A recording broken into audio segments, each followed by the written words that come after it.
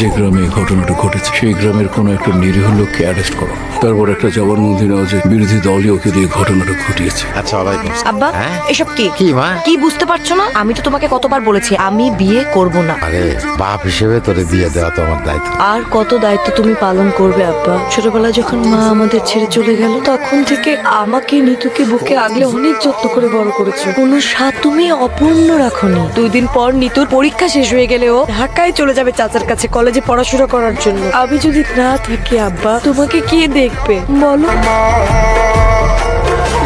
আব্বা আমার কি অপরাধ?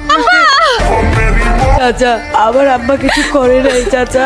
আমি জানি তোর আব্বা এই কাজ করতে পারে না। যে মামলায় সে ফাঁসছে সেখান থেকে তারে উদ্ধার করা খুব কঠিন। চাচা আপনি ছাড়া আমাদের আর কেউ পারে না। আচ্ছা ঠিক আছে ঠিক আছে, আমার একটু ভাবতে দে। তোর আব্বারে এই মামলা থেকে একজনই বাঁচিতে